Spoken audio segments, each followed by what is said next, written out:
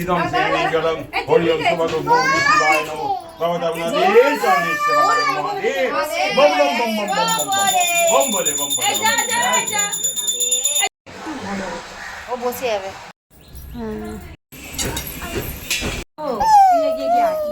Hello everyone, কেমন আছো? আশা করি সবাই ভালো আছো। আবার তোমাদের সামনে একটা নতুন ব্লগ নিয়ে চলে এলাম।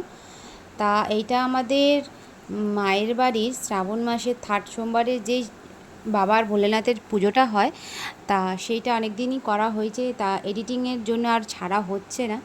তা দেখো, আগের দিনকার চলে গেছিলাম মায়ের বাড়ি। মা সব বাসন কুসুন মেজে গুছিয়ে একদম রেখে দিয়েছে পরিষ্কার করে। সকালবেলা উঠে এই যে দেখো, সব ঠাকুর ঘরের বাসন কুসুন মাজা কমপ্লিট। আর আমাদের রান্নার লোক একজনকে ভাড়া করা হয়েছিল খিচুড়ি আর আলুর দম করার জন্য। আর এদিকে মা হলো ভোগের জোগাড় করছে, আর এদিকে মাসি সব কেটে কুটে দিচ্ছে, আমার বোনও সব কুচে গাছে দিচ্ছে। আর খিচুড়িটা কিন্তু দারুণ টেস্ট বানিয়েছিল।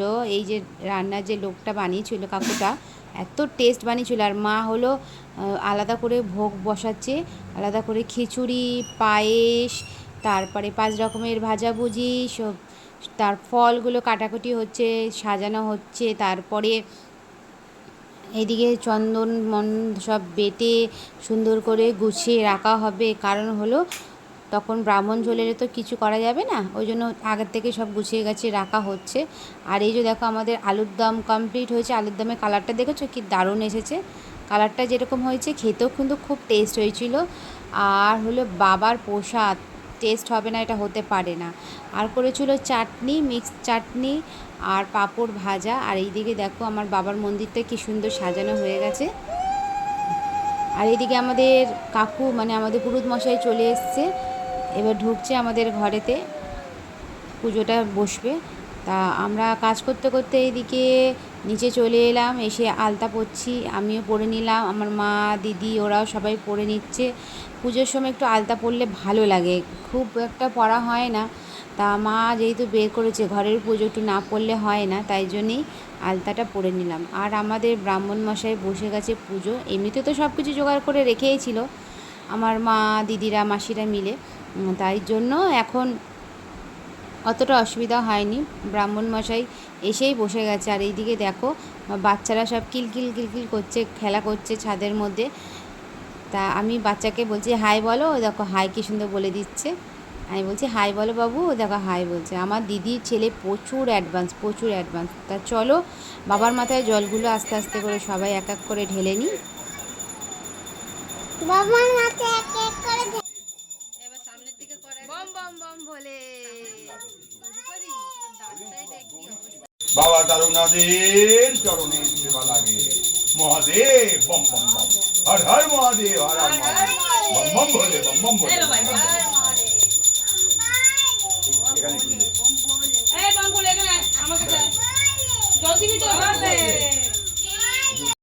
ইদং শ্রীমঙ্গলম হরিয়ম সুভদ্র গৌরী শিবায় নমঃ ভগবতার চরণে সেবায় মহাদেব বম বম বম বম বম বম বম বলে বম বলে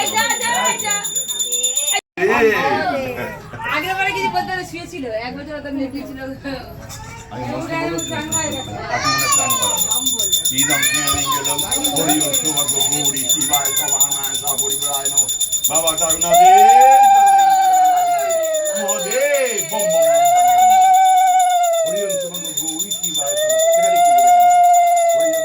তো আমাদের এদিকে জল ঢালা কমপ্লিট, এবার আমরা বসে গেছি অঞ্জলি দেওয়ার জন্য। আর আমাদের কাকু মানে ব্রাহ্মণ মশাই উনি এসেছে অনেক বেলা করে, প্রায় 3টে বেজে গেছে তারপর এসেছে। আর এদিকে তো গান চলছে, বাচ্চাদের নাচ তো চলবেই, কারণ প্রত্যেকটা অনুষ্ঠানে প্রোগ্রামে তো বাচ্চারা একটু এনজয় করবে, তাই না?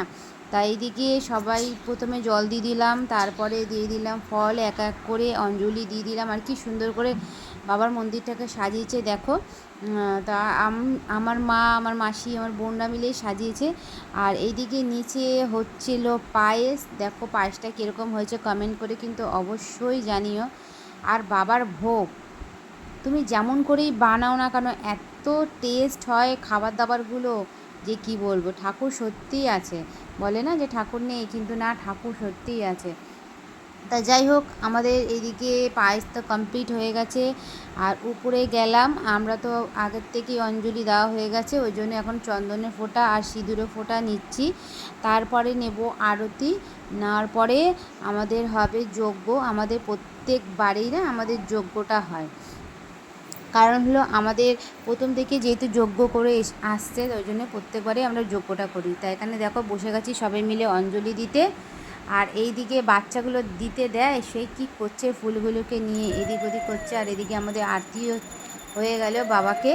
এবার এই আরতির প্রদীপটাকে নিয়ে পুরো ঘরে আমি একটুখানি দিয়ে আসবো, তারপরে মাকে দিয়ে দেবো, মাও পুরো ঘরটাতে দিয়ে দেবে। সবাই বলে যে এই আরতির যে প্রদীপটা, ওটা ঘরে দেওয়া ভালো, শুভ। আর কোনো রোগ বিসুখ বা কিছু অসুখ বিসুখ বা কোনো কারণ যদি নেগেটিভিটি কিছু থাকে, তা সেগুলো কেটে যায়। তাই জন্য এই পুরো ঘরে এই তাপটা দেওয়া হচ্ছে। আর এই দিকে দেখো উপরে উঠে দেখলাম যে আমার বাবা আর আমার জামাইবাবু মিলে বসে গেছে যজ্ঞে।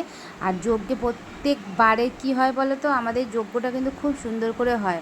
আর নিচ থেকে আমি করে নিয়ে এলাম চা, কারণ হলো আমাদের কাকু বলছে কি যে একটু চা করে নিয়ে, পুজোটা যেহেতু হয়ে গেছে, অঞ্জলি দেওয়া হয়ে গেছে, আমরা তখন অনেকটাই বেলা হয়ে গেছিলো, 4টে 4:30 বেজে গেছিলো, সবার খিদেও পেয়ে গেছিলো।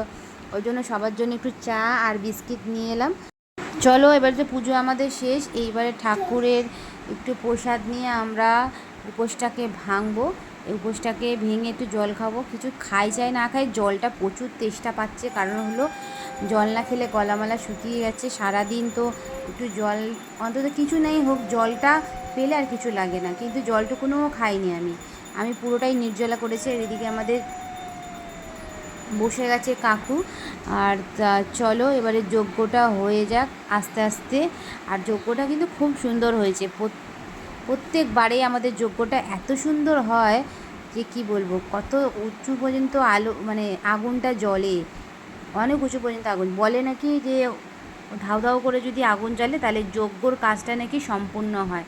তাই এইদিকে চলো যজ্ঞটা হোক, আর আমরা এখানে বসে আছি সবাই মিলে দেখছি যজ্ঞ। আর আমরা পরেছি সবুজ শাড়ি। শ্রাবণ মাসের পুজোতে সবুজ শাড়ি তো পরতেই হয়, সবাই বলে পরা ভালো, তাই আমরাও পরেছি।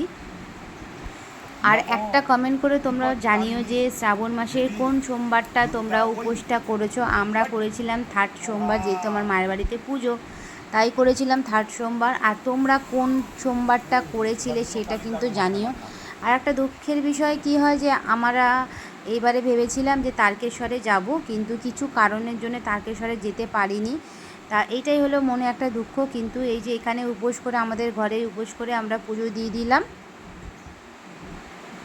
আর এই যে বসে গেছে নিচে খেতে, কারণ হলো বাচ্চারা তো অনেকক্ষণ ধরে উপোস করে থাকতে পারে না, ওদেরকে নিয়ে এসে দিয়ে দিলাম খিচুড়ি খেতে। আর এখানে দেখো সব কটা ল্যান্ডা ব্যান্ডাগুলো নিয়ে সব খিচুড়ি খেতে বসে গেছে। আমার ছেলেকে বলছি কেমন হয়েছে খেতে বল, ওর রিয়াকশানটা দেখো মুখের, সারা মুখে মাখিয়ে কি করেছে, বলছে হ্যাঁ ভালো হয়েছে। আর সত্যি ভালো হয়েছিল, খিচুড়িটা কিন্তু খুব টেস্ট হয়েছিল।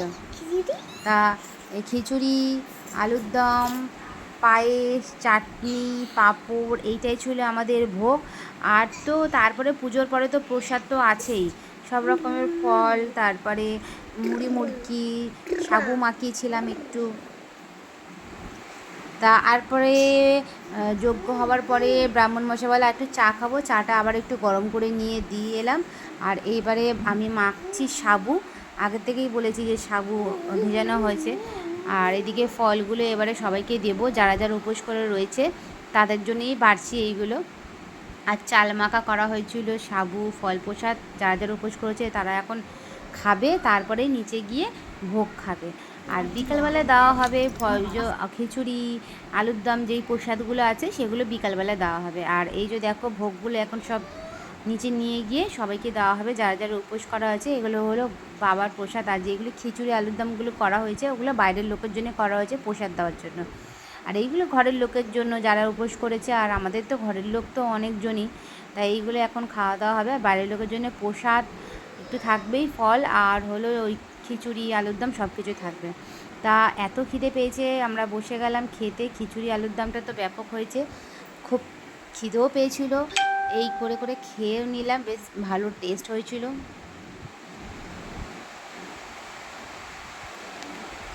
খাওয়া দাওয়ার পর্ব শেষ।